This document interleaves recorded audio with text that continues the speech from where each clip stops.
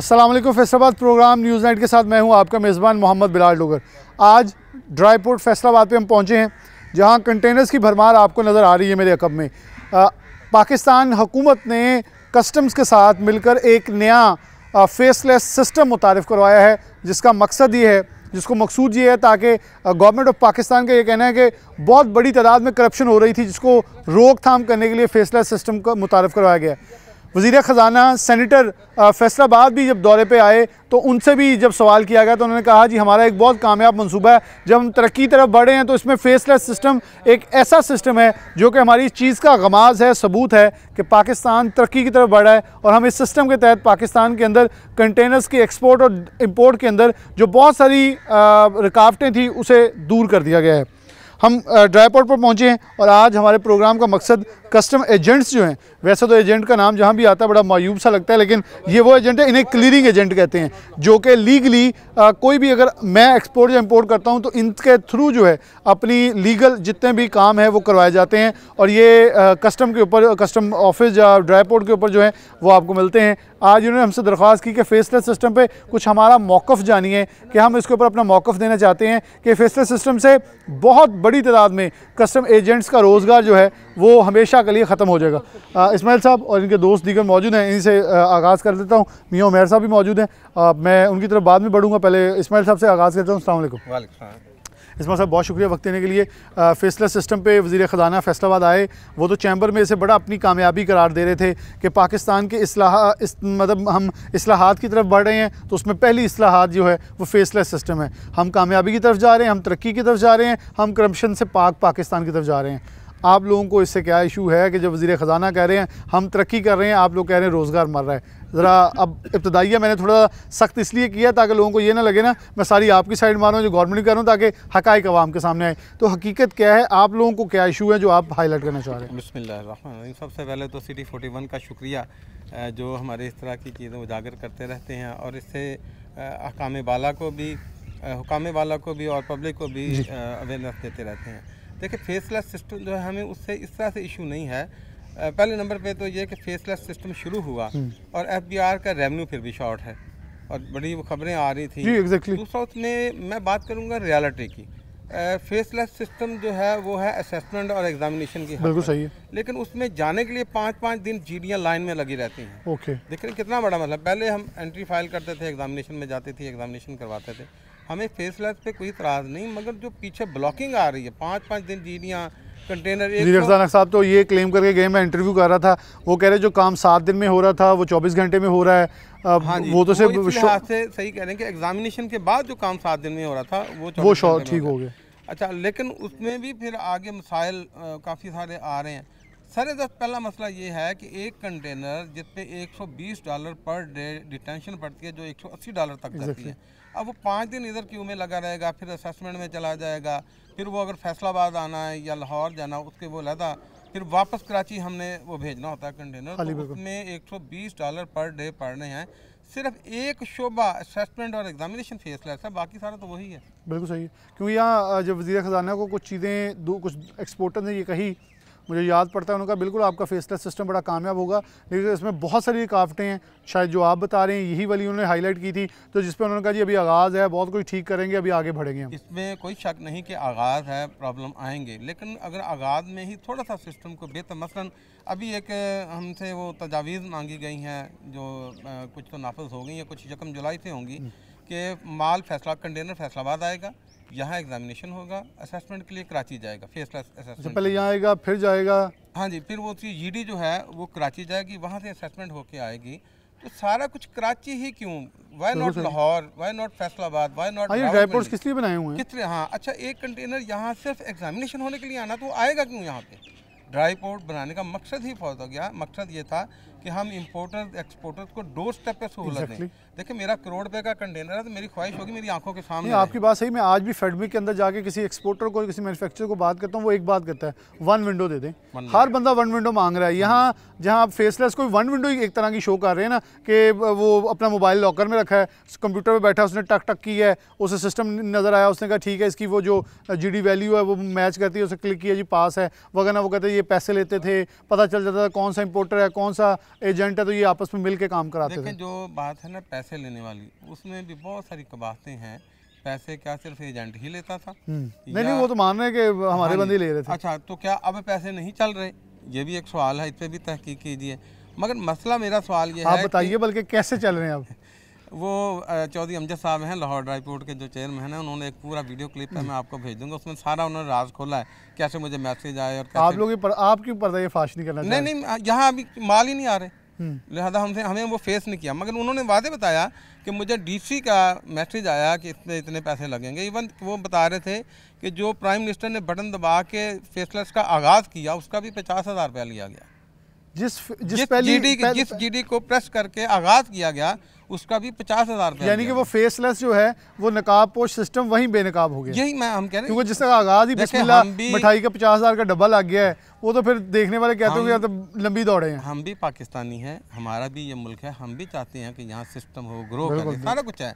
लेकिन थोड़ा सा जब वो बंद कमरों में बैठ के पॉलिसी बनाते हैं और स्टेक होल्डर्स को इन्वॉल्व नहीं किया जाता, या किया जाता तो उस अंदाज में नहीं किया जाता जिसको वो फेस कर रहे थे। अब आप मुझे बता दें, एक कंटेनर फैसलाबाद क्यों आएगा? सिर्फ एग्जामिनेशन के लिए। तो अगर वही फेसलेस सिस्टम फैसलाबाद में भी शुरू कर दिया जाए या लाहौर में शुरू कर दिया जाए। अच्छा, मुझे उस पर कोई इतराज़ है, अप्रेजर ने वैल्यू बढ़ा दी, अब मैं उसकी हेयरिंग करना चाहता हूँ, तो ठीक है DC साहब यहाँ बैठे हैं, मैं हेयरिंग करूँगा, लेकिन DC साहब दूसरे एंगल पे उसको कैसे सुनेंगे? अच्छा, उतनी कबाहतें जो करनी है कि ऑनलाइन उससे सुनूंगा, फला करूंगा, फिर कभी DC साहब बैठे नहीं है, कभी अप्रेजर नहीं बैठा। फेसलेस सिस्टम तो है ही डिजिटलाइज, तो क्यों ना, आपकी बात बिल्कुल मैं थोड़ा सा अपनी अक्ल दनिस्त के मुताबिक इतना समझाऊं कि यहीं अगर शुरू कर दिया जाए तो क्या वो कराची सॉफ्टवेयर जो है वो यहाँ इंस्टॉल इस कंप्यूटर में नहीं हो सकता? अच्छा, जिस रेवेन्यू की बात FBR करती है वो यहाँ से भी जाना शुरू हो जाएगा। बिल्कुल हो ज़्यादा जाना। आपको पता होगा कि 100 कंटेनर मशीनरी का फैसलाबाद का है जो कराची से करवाना पड़ता है। अब कराची जाके जिसका करोड़ रुपए का कंटेनर है, बगैर उसके सामने खुलेगा, पता नहीं क्या चीज़ें गायब होती हैं, कैसे होता है, क्या बार्गेनिंग होती है। तो लिहाजा इंपोर्टर की कोशिश होती है मेरा कंटेनर मेरे शहर में मेरे सामने खुले, और उसे पता भी होता है कि आइटम क्या है, इसका पर्पज़ क्या है, कितने की है, वो फाइट भी कर लेता है। हमें फेसलेस पे एतराज़ नहीं है, लेकिन फेसलेस को सिर्फ कराची तक महदूद ना रखें। और मैं एक और बड़ी अहम बात आपको बताऊँ, कराची में जब भी वहाँ के जो सियासतदान हैं बात करते हैं, वो कहते हैं जी 70% रेवेन्यू हम देते हैं। वो 70% उनका नहीं है, मैं एग्री करता हूँ, वो 70% पंजाब का है। और दूसरे ये तो हमें हमारे फैसलाबाद एयरपोर्ट से एक्सपोर्ट शुरू करवाएं, ये हमारे फैसलाबाद के जितने टेक्सटाइल वाले उनकी एक्सपोर्ट यहाँ से करें, तो मेरे ख्याल में सारे पीछे रह जाएंगे, हम टॉप पे आएंगे। अच्छा, अब फैसला वहाँ शुरू होगा तो अब उनका और भी ज़्यादा वो हो जाएगा कि देखो जी असेसमेंट हमारे यहाँ होती है। तो लिहाजा इन चीज़ों को थोड़ा मैंने भी वो वज़ीर ख़जाना साहब की स्पीच सुनी थी, मैं मौजूद था वहाँ, उनके ख्यालात बहुत अच्छे हैं, लेकिन वो चूँकि अभी इम्पोर्ट हुए हैं खुद, वो दूसरी साइड नहीं सुनना चाह रहे हैं, नहीं सुनना चाहें भी, उनको पता नहीं है। नहीं, वहाँ कुछ बैठे एक्सपोर्टर ने ये भी कहा था कि आप सिर्फ सुनाने आए हैं जो कुछ देने आए हैं, क्योंकि लग ये रहा कि आप सिर्फ सुनाई जा रहे हैं, हमें कुछ ऐलान करेंगे, आपने हमें क्या देना है, ये सिर्फ बातें सुनानी है। उसमें उस तरह है कि देखें, सामने बैठ के सुना देना कोई बात नहीं, पॉलिसी होनी चाहिए सबके लिए, यूनिवर्सल पॉलिसी होनी चाहिए, सबको मिले, जो भी इकदाम करे सबके लिए इक्वल। देखें, हमारे साथ पहली ज़्यादती क्या होती है कि कराची में हमें 1.85% सेस जमा करवाना पड़ता है, वही कंटेनर पंजाब में आता है 0.9% फिर जमा करवाना पड़ता है। तो आइन तो कहता है कि शहरियों के हकूक़ बराबर हैं, तो यहाँ पंजाब के शहरियों के हकूक़ कहाँ गए? तो फिर वहाँ से अक्सर वो लोग लिख के भी भेजते रहते हैं जी। यहाँ बड़ा एक खूबसूरत लतीफ़ा है, जिस दिन इस ड्राई पोर्ट पे पहला कंटेनर रस्म बिस्मिल्लाह के तौर पे भेजा गया, अभी ओपनिंग नहीं की थी बेनज़ीर साहब ने, पहले मेंबर कस्टम थे, उन्होंने फीता काट के रस्में बिस्मिल्लाह की थी, तो उन्होंने एक लतीफ़ा सुनाया, कहते आज पहले दिन यहाँ से कंटेनर जा रहा है और मुझे पिछले 1 महीने से खत आ रहे हैं कि फैसलाबाद ड्राई पोर्ट तक नहीं गई है। यानी कि एक पहले कंटेनर से 1 महीना पहले, यानी जो है ना इनफॉर्मल, मतलब इस तरह के ही हैं कि मत चलने नहीं देना काम। तो लिहाजा मेरी हुकूमत से भी गुजारिश है कि फेसलेस सिस्टम जो है पंजाब में शुरू करें। लाहौर ड्राई पोर्ट माशाल्लाह 4 ड्राई पोर्ट हैं और बड़े वर्ल्ड क्लास ड्राई पोर्ट हैं, मतलब DP वर्ल्ड की ड्राई पोर्ट बहुत है, रेलवे वाली मुगलपुरा वाली ड्राई पोर्ट, NLC की ड्राई पोर्ट, ये सारी उसी सिस्टम में उसी कंप्यूटर पे काम कर रही है जहाँ कराची ने करना है। और वही इंटरनेट पाकिस्तान में हमें सारा कनेक्टिविटी देता होगा, लेकिन शायद कस्टम का वो एक जगह चलता है, दूसरी जगह शायद कनेक्शन फेल हो जाता है या ये दूर पड़ता है शहर से। अब ये तो वो हुकाम ही बता सकते हैं, लेकिन इनकी बात एक बात से बहुत ठीक थी कि कभी भी हम जब बात करते हैं ताकत के मंबे की तो हम कहते हैं बंदरबांट जो है वो आसान कर देती है, यानी कि सेक्शंस में आप तकसीम कर दें तो मामला अफाम व तफहीम से चलते हैं। तो जब आपने ड्राई पोर्ट्स बनाए हैं, कलेक्ट्रेट्स बैठे हैं, तो कलेक्ट्रेट्स का मकसद ही है कि चीज़ों को बांट के उनके इनके हिस्से की जो है वो अपने मुताबिक चलाएँ। दीगर दोस्त मौजूद हैं, अस्सलाम वालेकुम। आपका नाम है? वकास। अच्छा वकास साहब, आप भी इसी क्लियरिंग एजेंट हूं जी। ठीक हो गया, कब से काम कर रहे हैं? तकरीबन 25 साल हो गए। 25 साल। इस वक्त ये क्या इशू फेसलेस का आप लोगों को दरपेश आया है जिस पे कहा जा रहा है कि कस्टम एजेंट्स का शायद रोज़गार जो है वो ख़त्म हो जाएगा? ये जैसे बहुत मियाँ इस्माइल साहब ने बात की है, बिल्कुल मैं उसको करूँगा, इंडोज करूँगा कि जो कह रहे हैं वो सही कह रहे हैं। दूसरा ये जो कस्टम क्लियरिंग एजेंट्स है ना, उसमें अब इन्होंने पॉइंट स्कोरिंग जो दी है, अब हमें जो इनवाइस आती है उसके हिसाब से हम जीडी क्रिएट कर देते हैं। हमें तो नहीं पता कि क्या की अंदर क्या है या क्या नहीं है, तो लिहाजा वो एजेंट को ख़त्म करने की कोशिश की जा रही है, जो कि गलत है। ऐसा नहीं होना चाहिए। जब असेसमेंट के लिए जाती हैं चीज़, वो उस वक्त HS कोड के हिसाब से जो ड्यूटी बनती है वो लगा के उनको, तो वो कंटेनर को क्लियर करें, लेकिन उसमें एजेंट को क्यों रगड़ा लगा रही है गवर्नमेंट? ठीक है। सेकंड ये होता है कि कराची में अगर कोई इंपोर्ट का कंटेनर, उसकी वैल्यूएशन जो है वो कम लगती है, 0.5 है अगर फॉरेन, यहाँ पे जो आके हम फैसलाबाद में होती है वो 0.10 कर देते हैं, या जो ये इतना फ़र्क क्यों है? वो एक जैसा सिस्टम होना चाहिए पूरे पाकिस्तान में। तो ये सारी 2-4 चीज़ें हैं ऐसी जो ख़राब कर रही हैं काम को यहाँ पे। आपके ख्याल में क्या होना चाहिए जिससे दुरुस्ती भी होगी, आसानी भी होगी? पूरे पाकिस्तान में एक जैसा सिस्टम होना चाहिए। ये नहीं है कि कराची में है तो वो कम रेट लग रहा है, फैसलाबाद में आया तो उसको ज़्यादा कर दिया। डेफिनेटली मुझे अगर कराची से कम मिलेगा तो मैं बल्कि यहाँ से ट्रैवल करके वहाँ पहुँच जाऊँ, फिर भी कम खर्चा पड़ रहा है एज़ कम्पेयर टू यहाँ 9% जब देना पड़ रहा है तो वो बहुत हाई है। गवर्नमेंट जो कराची में फैसिलिटेट करती है ज़्यादा, वो जो लोकल पोर्ट्स है बनाई हुई हैं वो उनको भी सेम करना चाहिए, लेकिन वो बहुत सारा डिफरेंस उनमें रखते हैं, तो उसकी वजह से काम बहुत डिस्टर्ब होता है। जो क्लियरिंग एजेंट है उनका रोज़गार ख़त्म हो रहा है, उनका रोज़गार ये ख़त्म हो रहा है, और इससे दनिस्ता तौर पे जो है वो नुकसान पहुंचाया जा रहा है। और क्लियरिंग एजेंट्स जो है हमारे साथ मौजूद हैं, इसके गुफ्तगू करते हैं और यहाँ एक ब्रेक लेते हैं, ब्रेक के बाद दोबारा हाजिर होते हैं। वेलकम बैक नाज़रीन, दोबारा से प्रोग्राम के अंदर खुशामदीद कहते हैं। सीनियर वाइस चेयरमैन हमारे साथ मौजूद हैं क्लियरिंग एजेंट एसोसिएशन के। मियां साहब बहुत शुक्रिया वक्त देने के लिए। क्या हालात हो कहते हैं फेसलेस पे कुछ आप बातें बता रहे थे, फेसलेस होता है मुंह छुपाया और काम हो गया, या सच में नकाब के पीछे काम सही चल रहा है, ये बेनकाब हुआ सब कुछ? बेनकाब हुआ है बेटा सब कुछ। कराची में 4 कंटेनर निकले हैं, वो उसमें लोबिया था, लोबिया करके ना फिर वो निकले हैं बादाम, ASO ने पकड़े हैं उधर। जो कराची में जो काम हो रहा है ना, वो फैसलाबाद या लाहौर या कहीं नहीं हो रहा। उधर चोरी उधर चोरी हो रही है ना, फैसलाबाद में चोरी नहीं हो रही। जो फैसलाबाद में जो भी आदमी इधर आते हैं या कस्टम अफसर हैं, वो तो छेल लाते हैं हर चीज़ की। इधर तो जो इधर हो रहा है ना, जो कराची हो रहा है इधर नहीं हो रहा। ठीक हो गया। जो कराची जो भी चोरी जो भी हो रही है कराची में हो रही है, फैसलाबाद में कुछ नहीं हो रहा। तो फिर तो मियां साहब इसे प्रमोट करना चाहिए, जहाँ चोरी नहीं होती, जहाँ सिस्टम साफ़ सुथरा है, अच्छे लोग हैं, उनको प्रमोट किया जाना चाहिए। इधर प्रमोट नहीं हो रहा। इधर जो हम TP लगाते हैं ना, वो हमारी TP तकरीबन एक महीना TP लगती नहीं फैसलाबाद के लिए। जो मेरे कंटेनर आए हुए हैं इधर, 2 कंटेनर मेरे इधर पड़े हैं, खुल रहे हैं, वो 1.5 महीने के बाद कराची से इधर आए TP के। TP इस करके लगा रही हो, अगे TP लग दी कंटेनर साढ़े आ जाते हैं। 15 कंटेनर होंगे, वो लाहौर के होंगे, फैसलाबाद के होंगे, फिर वो कंटेनर TP लगेगी। अच्छा मियां साहब, उसके अंदर चीज़ क्या है? उधर हमारे अपना तेल है, आयल। तो क्या इतना कोई बर्दाश्त कर सकता है इम्पोर्टर कि इतनी देर तक एक कंटेनर होल्ड रहे, उसके अंदर सामान रुका रहे, उसका तो प्रॉफिट मार्जिन ही कम हो जाए, कल को तेल की कीमतें ऊपर नीचे हों, सब कुछ जाता रहे। 7 लाख रुपया रेंट और डैमेज मेरे कंटेनरों को पड़ा। डैमेज पड़ चुका। और अभी जो इतलात हैं कि जो ट्रम्प साहब ने सुलह पूरी दुनिया में चलाई हुई है, सुलह का काम, उसमें जितना तेल गिर रहा है कल को इनकी कीमत नीचे आ जाएगी। ये तो 7 लाख के साथ वो तो मर गए मेरे कंटेनर। अभी खुल रहे हैं इधर फैसलाबाद, अभी आके देख सकते हैं, अभी खुल रहे हैं। तो जो नुकसान पंजाब में है ना, कहीं नुकसान नहीं हो रहा इम्पोर्टर का और इम्पोर्टर का। ये तो फिर दनिस्ता यहाँ हम कह रहे हैं कि एक तरफ कहते हैं बरामदात बढ़ाएं, दरामदात कम करें, ये तो फिर उल्टा सिस्टम, ये मुल्क सिर्फ दरामदी मुल्क रह जाएगा। बिल्कुल सही गल है। इधर नुकसान हो रहा है अभी उन लोगों का। कराची में नुकसान नहीं हो रहा। कराची में जो कराची में चल रहा है ना, वो फैसलाबाद में नहीं चल रहा। बिल्कुल सही है। वो नुकसान जो कराची हो रहा है ना, गवर्नमेंट का, वो इधर नहीं हो रहा। ठीक हो गया। हाँ, मैं कंटेनर उठाया था, मैं इधर से 78 लाख पर कंटेनर में चुकाया, और कराची, पूरी कराची में एक कंटेनर भी दिखा दें 78 लाख में कोई उठाया होगा। अच्छा। मैंने इधर 78 लाख में उठाया कंटेनर। आइटम कौन सी थी? वो मशीन सी। और वो आपको इतना देना पड़ा है? देना पड़ा। ये कराची होता मेरा 50 लाख होना था। यानी कि इतना नुकसान। तो फिर वो जो काम करने वाले लोग हैं यहाँ से खुद ही निकल जाएंगे, कराची जा करेंगे? नहीं, जा रहे हैं, कराची जा रहे हैं। और यहाँ के जेंट्स का रोजगार खत्म हो रहा है? खत्म हो रहा है। खत्म हो गया, हुआ नहीं, हुआ खत्म। इधर खत्म हुआ है। इधर तकरीबन 1 महीने के बाद कंटेनर 2 आए हैं इस ड्राईपोर्ट पे। फैसलाबाद ड्राईपोर्ट है, 2 महीने के बाद। और मेरे ख्याल में मुझे याद पड़ता है कि ड्राईपोर्ट के जो चेयरमैन भी हैं, सीईओ हैं, मुझे हर दफ्तरों में नजर आते हैं, बल्कि हमें कॉल कर रहे होते हैं, यार आपका कोई दोस्त है जो कंटेनर इधर भेज सके। हाँ। वो मिन्नत तले कर रहे हैं और दूसरी तरफ से नहीं आ रहा। बिल्कुल, ये बड़ी एक दर्दनाक कहानी है जिसमें मेरे ख्याल में दोस्त और भी मौजूद हैं। इनसे बात करें। अस्सलाम वालेकुम। नाम आपका? खालिद महमूद। अच्छा खालिद साहब, आप भी क्लियरिंग एजेंट हैं? जी। क्या हालात वाक़ है इस वक्त? ये कंटेनर्स की आमदोरफ्त और ये सिलसिला, यहाँ फैसलाबाद ड्राईपोर्ट एक बहुत ही पुराना और बहुत ही अहम ड्राईपोर्ट है, बल्कि अगर हम टेक्सटाइल की सनत की बात करें तो यहाँ पाकिस्तान की कुल मजमूई बरामदात का 60% टेक्सटाइल रखती है।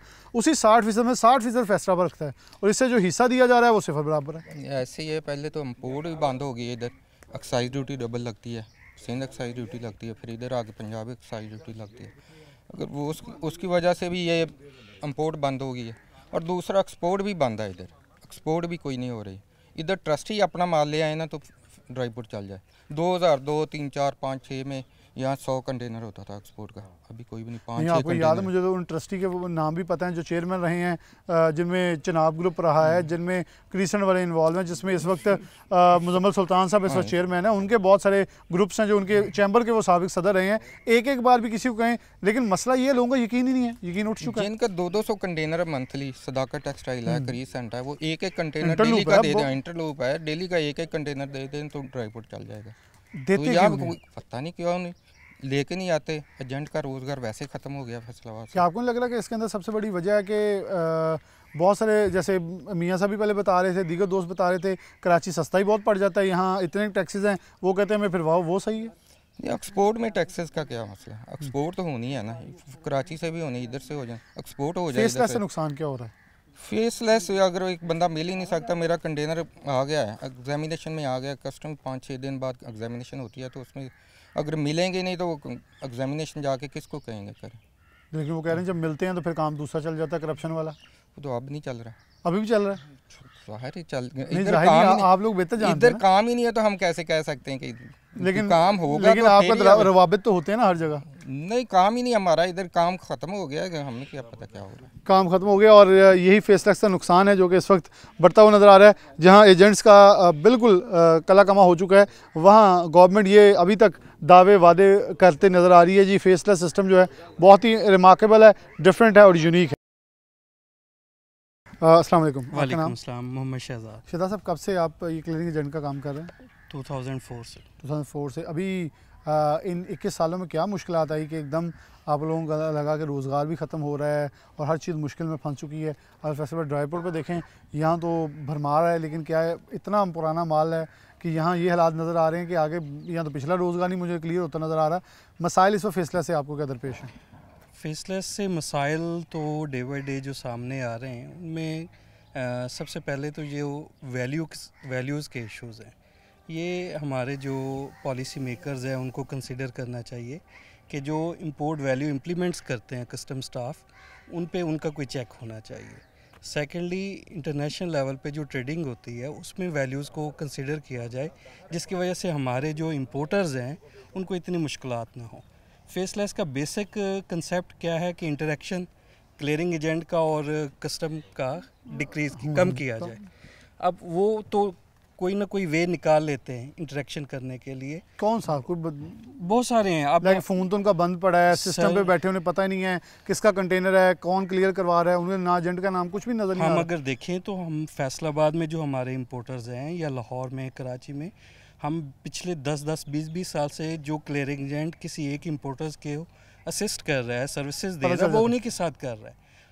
इवन प्रोडक्ट्स कुछ ऐसी स्पेसिफाइड आती हैं जो एक इंपोर्टर मंगवा रहा है, पता चलता है फैसलाबाद में केमिकल सितारा वाला मंगवा रहा है या फलां मंगवा रहा है, एक बड़े नाम ले लें अगर बाय नेम उन्हें पता चल जाता है। अगर एजेंट का नाम भी नहीं आ रहा, इंपोर्टर्स का नाम भी नहीं आ रहा, तो उन्हें आइडिया हो जाता है ये स्पेसिफिक आइटम और कौन फिर मंगवाता है। कनेक्शन हो जाना बहुत सारा है। जब ये वैल्यूएशंस के हवाले से या डिक्लेरेशन के हवाले से आसानी दी जाएगी इंपोर्टर्स को, तो जो कस्टम का ब्लैकमेलिंग का इम्पैक्ट है वो डिक्रीज हो जाएगा। आपके ख्याल में ये फ़ोन जब लॉकर से बाहर आते हैं तो फिर भी बजते हैं? जी बजते हैं। पहले रूटीन में बज जाते थे, अब ज़रा लॉकर से बाहर निकल के बजते हैं जी, लेकिन मैसेज पहुंच जाता है। अब फ़ोन से हट के भी बहुत सारे वेज हैं जिनके ज़रिए कौन से कनेक्शन हो जाते हैं वो, ताकि मेरे ख्याल शबाशी साहब को नज़र नहीं आ रहे होंगे, हम तो उन्हें बता देना कि मियाँ साहब थोड़े बटन नप्पन से 50,000 चले गए, तो ये भी तरीके हैं। अगर कुछ 2-4 एम्प्लॉयज़ रख लिए जाएं और वो नेक्स्ट चाय डे पानी जाके विज़िट कर लें, विज़िट करके वो नंबर ऑफ़ एंट्रीज़ को काउंट करवा के लिखवा के आ जाएं, उनमें 9 एंट्रीज़ के बजाय 5 हो जाएं, 5 की 9 हो जाएं, तो ये तो कलेक्शन तो होती रहेगी। सबसे ज़्यादा फेसलेस की वैल्यूज़ जो बढ़ेगी, आप आसानी दें इंपोर्टर्स को वैल्यूज़ के हवाले से, उनके एसआरओज़ के हवाले से, और जो उनके जेन्युइन राइट्स जो आप पॉलिसी बनाते हुए शो करते हैं कि ये आपके राइट्स हैं, ये आपको हम बेनिफिट दे रहे हैं। आपको लग रहा है फेसलेस सिस्टम सिर्फ टैक्स बढ़ाने का एक दूसरा नाम है या वैल्यूज़ बढ़ाने का एक दूसरा नाम था, जहां ये कह दिया गया 150 अरब हमने इकट्ठा कर लिया महीने में, ये नहीं बताया गया कि कपड़े की पहले कितने केजी के ऊपर वैल्यू थी, अब कितनी लगा दी गई है। ये शायद गवर्नमेंट बताना भूल गई, क्योंकि जो चीज़ें हम बताएंगे वो गवर्नमेंट नहीं बता रही, गवर्नमेंट सिर्फ फेसलेस दिखा रही है, उसके पीछे छुपी हुई चीज़ें नहीं दिखा रही। यकीनी तौर पे ये भी है, लेकिन उसके पैरेलल अगर देखें, हम अगर इसी ड्यूरेशंस में देखें तो हमारे बहुत सारे ऐसे पोर्ट्स हैं जिन पे इंपोर्ट बढ़ गई है। अगर आप ताफ्तान का बॉर्डर्स देखें तो वहाँ पे बहुत सारी ऐसी प्रोडक्ट्स आ रही हैं जो कंसर्न नहीं रखती। अब चाइना की प्रोडक्ट का ईरान से वाया पाकिस्तान इन्होंने क्या मायने रखता है? सही। तो अब हमारा इंपोर्टर्स भी फिर कैलकुलेट करता है कि हम कौन सी प्रोडक्ट इंपोर्ट करके उसको कैलकुलेट करके या इन हाउस यूज़ करके हम एक्सपोर्ट करेंगे। अब वो तो लॉस पे काम नहीं करेगा, अगर लॉस पे काम करेगा तो वो तो घर बैठ जाएगा। तो फेसलेस को अगर implement through out the Pakistan किया जाए और उनके जो बेसिक हैं जिसकी वजह से जो लेन देन के मामलात होते हैं कस्टम और इंपोर्टर्स में या वाया क्लियरिंग एजेंट, वो अगर ब्लैकमेलिंग वाला कंसेप्ट ख़त्म हो जाए तो ज़रूरत ही नहीं रहेगी। बिल्कुल, सिस्टम था ब्लैकमेलिंग जो थी अदारे के अंदर, वो ख़त्म करने की ज़रूरत थी, लेकिन रास्ता कहीं और तरफ चल पड़ा। एक ईएफएस का बहुत चैप्टर में थोड़ा सा उसका ज़रा जिक्र करना चाहूँगा। मियाँ साहब, ईएफएस के ज़रिए आजकल छक्के लग रहे हैं, हर कोई रोता हुआ नज़र आ रहा है, हमारे पास एक्सपोर्टर भी रो रहा है। मुझे बहुत सारी ऑफ द रिकॉर्ड चैम्बर के ओहदेदारान एक्सपोर्टर्स के लुट गए, मर गए, पाकिस्तान का यौन पिट गया इस वक्त मंडी के अंदर। जो 24,000 पे यौन का एक गांठ फेरी थी वो 16-17 में फिरी है। चाइना का यौन पाकिस्तान आके ज़्यादा सस्ता पड़ रहा है। यौन दूर की बात, यहाँ रेडीमेड क्लॉथ इस वक्त आ चुका है ईएफएस के अंदर। चल क्या रहा है ईएफएस के अंदर? ये आपने बड़ा बर्निंग इशू उठाया है। एक्चुअली जो कहते हैं कि वो सब सर पीट रहे थे कि जी नुकसान है, ऐसा नहीं है। पिक्चर जो है ना वो डिफरेंट। आप वो एसआरओ के अदाद शुमार जब हम निकालते हैं, यहाँ कस्टम में देखते हैं, तो यकीन कीजिए कि ऐसे ऐसे बड़े नाम आते हैं, बड़े बड़े जो इंडस्ट्रियल ग्रुप हैं उनके भी नाम आते हैं जो इसको मिसयूज़ करते रहे हैं। अब आके गवर्नमेंट ने खासतौर पर जो हमारे वज़ीर ख़जाना हैं, इन्होंने भी यहाँ चैम्बर में इजहार किया था और अब कमेटी भी बना दी है जो उसके अगराज़ व मकासद और फ़वायद और उसके नुकसानात पे गौर कर रही है। तो ईएफएस जो है बेसिकली तो बहुत अच्छा एक स्टेप था गवर्नमेंट का, लेकिन उसको मिसयूज़ बहुत किया गया और बड़े बड़े उलमा कह लेंगे, क्योंकि उसके अंदर लोकल को भी देते ऑप्शंस तो ज़्यादा बेहतर था। सिर्फ एक्सपोर्टर को दे दिया, फिर एक्सपोर्टर ने सेल टैक्स की मद में जो छक्के मारे हैं, वो पता है यहाँ फेक इन्वॉइसेस चल रही हैं, सब कुछ चल रहा है। मेरे ख्याल में इतनी बरामदात के नहीं बचे होंगे जितने पैसे यहाँ से बचे ऐसे ही। बल्कि वो जो कह रहे हैं ना कि स्पिनिंग मिलें बंद हो गई हैं, वो बंद इस वजह से हो गई है कि उनका चाइना का यार्न जो है वो ही काफ़ी निकल रहा है, तो उन्हें मिल चलाने की ज़रूरत नहीं है। लेकिन देखें जब मिल दोबारा रनिंग में आएगी, पाकिस्तान का नुकसान तो हो रहा है ना, दरामदी बिल बढ़ रहा है। हाँ जी, और मुझे पता है यौन मार्केट सूतर मंडी के अंदर 40 सिंगल कॉटन ले लें, 60 सिंगल कॉटन ले लें, 80 सिंगल कॉटन ले लें, पीवी ले लें, पीसी ले लें, उनकी कीमतें 4-4, 5-5 हज़ार बैग गिर गई हैं। जो धागा पाकिस्तान में बनता ही नहीं, वो लोकल मार्केट में सेल कहाँ से होगा? इस चीज़ पे गौर किया जाए। अब गवर्नमेंट ने कुछ स्टेप लिए हैं जिसमें यह उन्होंने बैंक गारंटी कर दी, इंश्योरेंस गारंटी ख़त्म कर दी है और इस तरह कुछ सख्तियाँ की हैं। और टाइम पीरियड जो 5 साल का था, मुझे बड़ा अच्छा लगा जब वज़ीर ख़जाना ने कहा कि मैं 5 साल में एक दफ़ा ऑडिट का कायल नहीं, ऑडिट हर साल होना चाहिए, वो भी हर साल होगा। उसका जो ड्यूरेशन था वो 9 माह कर दिया गया, इससे काफ़ी तब्दीलियाँ की हैं, लेकिन जो लोग चीख रहे थे ना, अब समझ आ रही है कि वो सिर्फ ऊपर से ही चीख रहे थे, अंदर खाते में सारे उसमें बहती गंगा में हाथ धो रहे थे। पंजाबी मियाँ साहब मैंने पूरा मुहावरा तो नहीं पता, लेकिन वो कहते हैं उत्तों तो रोड़ा पाई जो पीछे लुट पाई जो। ये हिसाब EFS के अंदर हमें नज़र आया कि सारे शोर मचा रहे थे। अब पीछे कौन कौन हाथ साफ कर गया, ये मेरे ख्याल में एक रिपोर्ट इसके ऊपर आना बहुत ज़रूरी है, जो आनी चाहिए भी। मियाँ उमैर अजमत साहब मौजूद हैं, हमारे सीनियर रिपोर्टर हैं। जैसा बहुत शुक्रिया, आप कस्टम को, FBR को बहुत ही बारीक बीनी से देखते हैं, सबको आप कवर करते हैं। क्या हालात वाक़यात हैं ये फेसलेस के ऊपर? एजेंट्स कह रहे हैं हमारा रोज़गार ख़त्म हो गया है, गवर्नमेंट उसे किसी और नज़र से दिखा रही है, आप उसे किस नज़र से मेरे नाज़रीन के सामने रखेंगे? बिस्मिल्लाहिर्रहमानिर्रहीम। बिलाल देखें, पाकिस्तान में अगर कोई भी पॉलिसी बनती है तो जो आवाम को उसके रिज़ल्ट्स या आउटपुट दिखाई जाती है तो उसके जो सही रिज़ल्ट होते हैं वो पैरेलल होते हैं। मतलब एक रिज़ल्ट होता है जो पब्लिक को बताया, गवर्नमेंट बता रही होती है, दूसरा एक रिज़ल्ट वो होता है जो कि खुफिया रखा जाता है, लेकिन वो जो स्टेक होल्डर्स होते हैं उनको पता चल रहा होता है कि यहाँ पर क्या हो रहा है। बेज़ाहिर आप दोनों स्कीम्स की आपने बात की, एक्सपोर्ट फैसिलिटेशन स्कीम को देखें, मैं उससे इब्तदा करूँगा, तो बेज़ाहिर ये बहुत अच्छी स्कीम थी कि जो जाली रिफ़ंड्स थे जिसकी मद में सरकार को सालाना अरबों रुपए का नुकसान होता था, सिर्फ फैसलाबाद शहर में ही 200 अरब रुपए तक के केसेस जो है मैंने देखा कि जहाँ एक्सपोर्टर ये कह रहे थे कि हमें सेल टैक्स रिफंड जो है वो जीरो रेटेड कर दिया जाए, उन्होंने एक सिस्टम निकाला कि EFS के अंदर आए जीरो रेटेड हो जाए। बिल्कुल ऐसे ही एक सिस्टम के अंदर आए, आपकी जितनी डिमांड है आप उस डिमांड के मुताबिक रॉ मटेरियल है, आपकी एसेसरी है, आपकी मशीनरी है, आप बाहर से इंपोर्ट करें। लेकिन फिर अक्लमंद ने कहा कि इसका फ़ायदा उठाएं, आप कहाँ फिर रहे हैं? नहीं पे करना पड़ेगी, कोई टैक्स नहीं पे करना पड़ेगा। मुझे ऐसे कई लोगों के नाम का पता है, मैं यहाँ पे ले नहीं सकता कि वो लोग जो 2 नंबरियाँ कर रहे हैं, बड़े बड़े ग्रुप हैं, उनके बिलियन ऑफ रुपीज़ की इंडस्ट्री है, लेकिन इसके बावजूद वो 2 नंबर तरीके से एक्सपोर्ट फैसिलिटेशन स्कीम का इस्तेमाल कर रहे हैं और हमारे शहर के कुछ लोग भी इस फहरिस्त में शामिल हैं।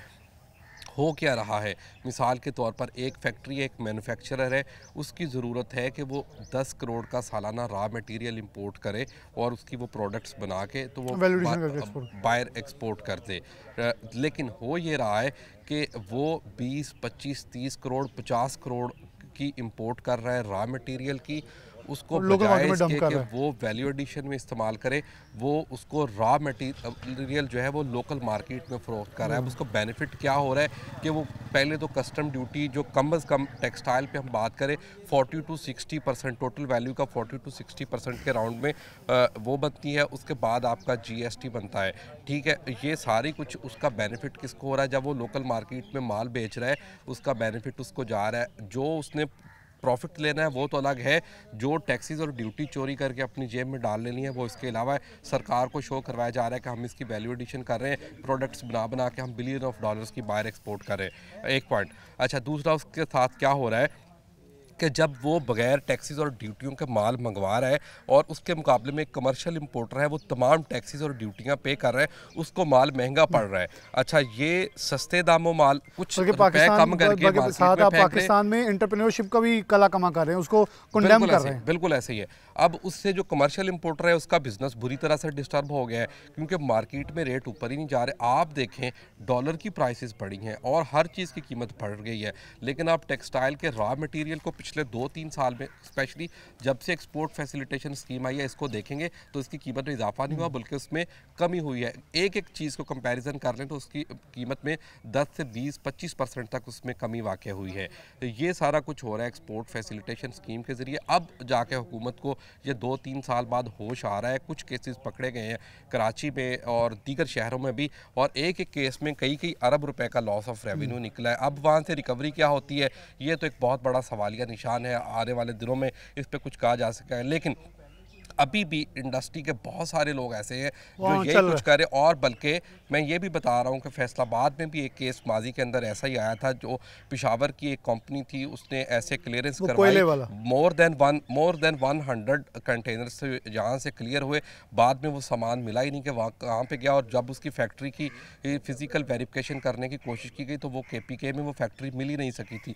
आप देखिए मोर देन 100+ कंटेनर्स पे कितनी कस्टम ड्यूटी और टैक्सेस बनते थे जो चोरी किए गए, गवर्नमेंट को कितना ज़्यादा नुकसान हुआ। और यही कुछ हो रहा है, रोज़ाना यही हो रहा है, हर गुजरते दिन के साथ यही कुछ हो रहा है। अब हम दूसरे पॉइंट्स पे आ जाते हैं। फेसलेस सिस्टम की आपने बात की, फेसलेस सिस्टम भी बेज़ाहिर बहुत अच्छा सिस्टम था कि जो कस्टम क्लियरिंग वाला अमला है उनको ये नहीं पता होगा कि ये एक कंटेनर इंपोर्ट का आया है, ये किस बंदे का माल है, ये कौन सा एजेंट कौन सा है। तो इससे जिस तरह आप कह लें कि एक यूनिवर्सिटी के एग्ज़ाम होते हैं तो वो स्टूडेंट की शनाख्त मिटा दी जाती है ताकि शफाफियत को यकीनी बनाया जा सके, ये भी यहाँ पर भी यही करने की कोशिश की गई। लेकिन वहाँ पर क्या होता था, वो हर बार स्टूडेंट मुख्तलिफ होता था, उसकी आइडेंटिफिकेशन जो था उसको पहचानना काफ़ी ज़्यादा मुश्किल काम। अब यहाँ पर मिसाल के तौर पर टेक्सटाइल का अगर हम देखेंगे तो मखसूस कंपनियाँ हैं, ये 40, 50, 100 लोग होंगे फैसलाबाद के जो बड़े ग्रुप्स हैं जो रॉ मटीरियल इंपोर्ट कर रहे थे या जिनकी फैक्ट्री हैं, और वो उस तनासुब से अपनी ज़रूरत के मुताबिक बाहर से मशीनरी या मटेरियल इंपोर्ट करते थे। अगर उनके नाम छुपा भी दिए जाएंगे तो उनकी जो गुड्स है उससे ही उस बंदे को पता चल जाता है कि ये सामान किसका है, तो वो दोबारा राब्ते कर लिए जाते हैं। ये नहीं कि बिल्कुल डिस्कनेक्ट हो गया। हाँ, इक्का दुक्का केसेस जहाँ पर एक एजेंट का महीने में 1-2 केसेस हैं या एक पार्टी साल में 2-4 कंटेनर मंगवाती है, वहाँ तक तो ठीक है, शनाख्त नहीं हो सकेगी। लेकिन जो बड़े पार्टियाँ हैं, बड़े केसेस हैं, बड़े इंपोर्टर्स या एक्सपोर्टर्स हैं, वहाँ पे ये कुछ नहीं हो सकेगा। वहाँ पे आज भी हो रहा है, जैसे कि दोस्तों ने क्लियरिंग एजेंट्स ने बताया कि वो पीएम साहब ने जो इनॉग्रेशन की तो वो भी बिक चुकी थी। पीएम साहब को भी सिर्फ 50,000 रुपये में बेच दिया गया। आप देखें, पाकिस्तान के वज़ीर आज़म को 50,000 रुपये में बेच दिया गया उन्होंने जो इनॉग्रेशन की उस सिस्टम को।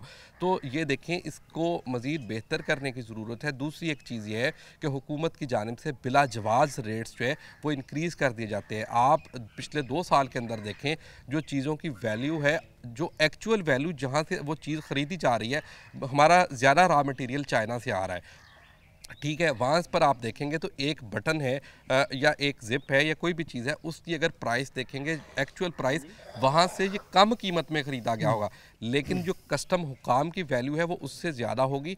और अगर इशू ये है कि इंपोर्टर भी प्रॉपर पूरा टैक्स पे कर दे तो उसकी जो शिपमेंट कंसाइनमेंट है वो लॉस में जाएगी, प्रॉफिट में नहीं जाएगी।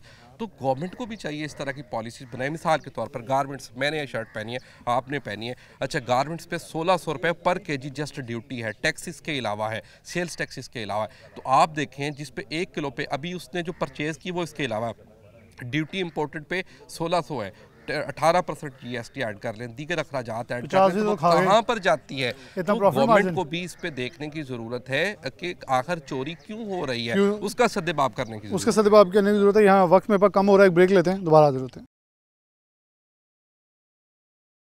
वेलकम बैक नाज़रीन, दोबारा से प्रोग्राम के अंदर खुशामदीद कहते हैं। डॉक्टर रिजवान बिशारत, कलेक्टर कस्टम फैसलाबाद हमारे साथ मौजूद हैं, collectorate of custom dry port Faisalabad के ऊपर। डॉक्टर साहब बहुत शुक्रिया वक्त देने के लिए।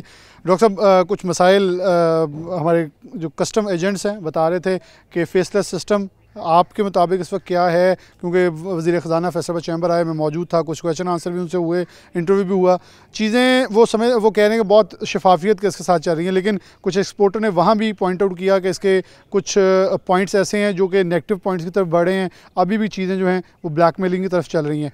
क्या आप इस सब को एडमिट करते हैं कि हकीकत है और इन चीज़ों को अभी मज़ीद शफाफ किया जा रहा है? जी, thank you very much.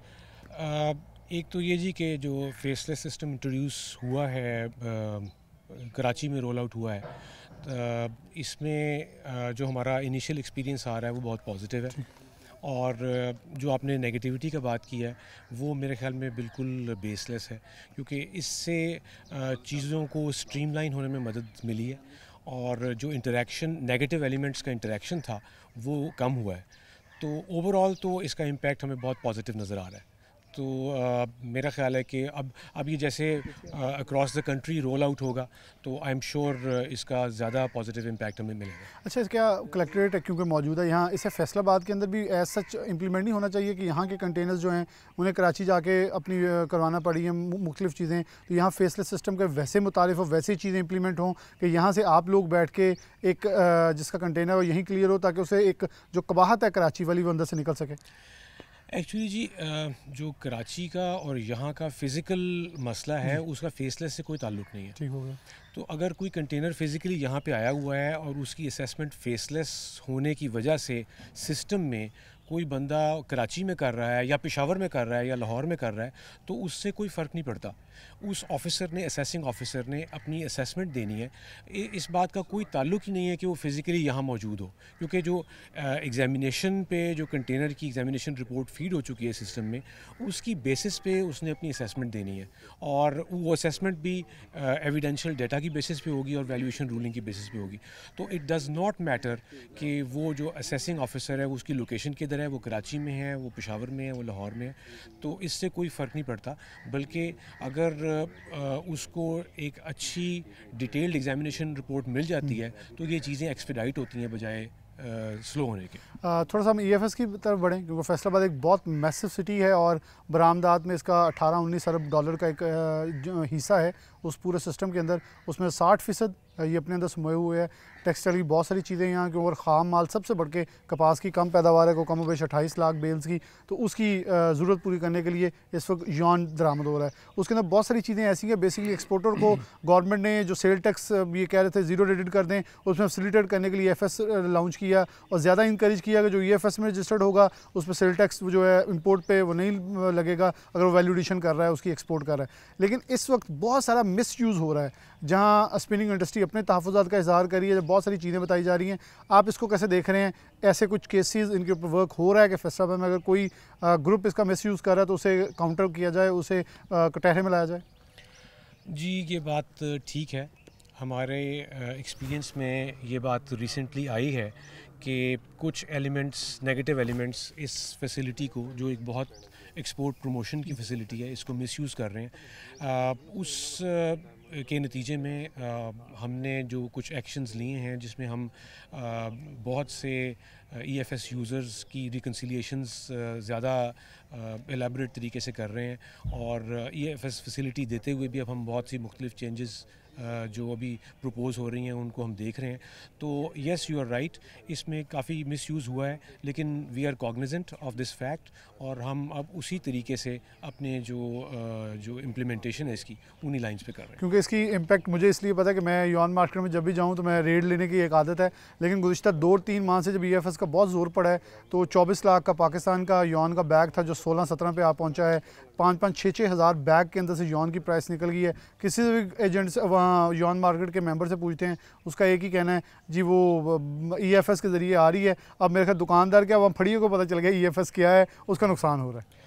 Ji, unfortunately negative elements हमेशा फैसिलिटेशन को मिसयूज़ करते हैं और इसमें भी ऐसा शायद हुआ है, लेकिन अब गवर्नमेंट इसके जो मेजर्स लेने थे इसके जवाब में और इसको ठीक करने के लिए वो ले रही है और इंशाल्लाह कुछ अरसे में हमें जो गवर्नमेंट की इसके मेजर्स हैं वो हमारे सामने आ जाएंगे और वो उसी तरह हम इम्प्लीमेंट करेंगे और इंशाल्लाह ट्रेड को इससे बहुत फ़ायदा होगा। डॉक्टर साहब, एक वेरी लास्ट, आप बहुत अहम नशिस्त के ऊपर बर्जुमान हैं। फैसलाबाद कलेक्ट्रेट ऑफ कस्टम में आप कलेक्टर हैं। अब मुझे याद पड़ता है जो चेयरमैन ड्राई पोर्ट हैं, CEO ड्राई पोर्ट हैं, वो जाके लोगों के तरले निकाल रहे होते हैं, कोई 2 कंटेनर दे दें, 1 दे दें, 4 दे दें। इसमें कस्टम क्या रोल प्ले कर रहा है? क्योंकि हम रेवेन्यू जनरेशन सिटी हैं, लेकिन हमारा सारे रेवेन्यू जो पोर्शन है वो कराची खींच के ले जाता है। यहाँ उनमें से कुछ हिस्सा आएगा, कुछ ड्यूटीज़ के अंदर वैल्यूज़ के ऊपर जो कराची में टैक्स है वो कम है, यहाँ ज़्यादा हैं। इनमें कुछ कैसे हम एक यूनिवर्सल सिस्टम ला सकते हैं कि हमारे लोग यहाँ इनकरेज हों, इनका रोज़गार चले, इनके मसले ख़त्म हो जाएँ सारे? जी, सबसे पहले तो ये कि ये एक मिसकंसेप्शन है कि कराची में टैक्स कम या ज़्यादा है और फैसलाबाद में टैक्स कम या ज़्यादा है। वो टैक्सेस हमेशा वैल्यूएशन और टैक्सेस एक ही लेवल पे होते हैं पूरे मुल्क में और एक ही डाटा को हम फॉलो कर रहे होते हैं, एक ही पॉलिसी को हम फॉलो कर रहे होते हैं। दूसरा, जहाँ तक ताल्लुक़ है प्रमोशन ट्रेड को यहाँ पे अट्रैक्ट करने का, तो उसमें बहुत से एलिमेंट्स हैं जिसकी वजह से लोग अवॉइड करते हैं ड्राई पोर्ट्स पे आना। उसमें कॉस्ट के बहुत ज़्यादा फैक्टर्स हैं। जो ट्रेड है वो अपनी कैलकुलेशंस करती है और जहाँ पे कॉस्ट इफेक्टिव उनको चीज़ मिल रही होती है वो वहीं पे जाते हैं और मोस्टली कराची में उनको ज़्यादा आसानी लगती है। तो और 1-2 एलिमेंट्स हैं जिसको हम ख़ास तौर पे देख रहे हैं फैसलाबाद में। एक तो एलिमेंट हमें ये पता लगा कि पिलफ्रेज का था। यहाँ पे ड्राई पोर्ट पे कुछ चीज़ें लोगों की हमें रिपोर्ट मिली कि चोरी हो जाती हैं और उस वजह से काफ़ी लोग डिस्करेज हुए थे। उसको काउंटर करने के लिए हमने एक बहुत एलेबोरेट सिस्टम प्लान किया है जो कि हम एक आध हफ्ते में लॉन्च करने वाले हैं। वो है artificial intelligence based surveillance system. Okay. वो हम आर्टिफिशियल इंटेलिजेंस बेस्ड कैमरास यहाँ पे लगा रहे हैं जो कि हमें खुद ब खुद अलर्ट्स दिया करेंगे अलार्म के तौर पे कि क्या कोई कंटेनर ड्राई पोर्ट में एंटर हो गया है, कोई कंटेनर ड्राई पोर्ट में कहाँ पार्क हो गया है, कोई कंटेनर कब खुल गया है, कब उसमें से कोई चीज़ निकली है, कब वो कंटेनर बंद हुआ है, कब वो कंटेनर चला गया है, उसके कंटेनर के करीब कितने लोग कितने टाइम के लिए अराउंड रहे हैं। तो ये सारा कुछ ये आर्टिफिशियल इंटेलिजेंस बेस्ड होगा जो कि इंशाल्लाह अगले हफ्ते या 10 दिन में इम्प्लीमेंट हो जाएगा। तो उससे एक जो इशू था इंपोर्टर्स का और एक्सपोर्टर्स का भी कि यहाँ से कोई चीज़ें चोरी हो जाती हैं, वो बिल्कुल ख़त्म हो जाएगा इंशाल्लाह। दूसरा, कस्टम्स की साइड पे हमने पूरी कोशिश की है कि हम जो हमारा कस्टम्स का प्रोसेस है उसमें बिल्कुल डिले को ऑलमोस्ट कम से कम कर दें। तो ये हमारी फोरमोस्ट कोशिश है और इस पे हम बहुत एफर्ट भी कर रहे हैं कि हम किसी किस्म का एग्जामिनेशन में एक्सपोर्ट और इंपोर्ट में जो डिले है उसको मिनिमल पे ले जाएं ताकि ये चीज़ें फैसिलिटेट हों और जल्दी से जल्दी यहाँ से क्लियर हो जाया करें। बहुत शुक्रिया डॉक्टर साहब से, बड़ी तफसीली गुफ्तगू हुई। कलेक्टर साहब हमारे साथ मौजूद है। एक इन्होंने इन्फॉर्मेशन कहते हैं ना, मैं जब भी प्रोग्राम तो मैं इख्तिताम की तरफ बढ़ूँ तो एक नुक्ता उठाता हूँ, तो अब AI का इन्होंने नुक्ता दिया है। आज का डिजिटलाइज दौर है, तो जहाँ इन्होंने कहा जो कस्टम की बिहाफ पे कोशिश है वो हम कर रहे हैं और करते रहेंगे ताकि जो कलेक्ट्रेट कस्टम के अंदर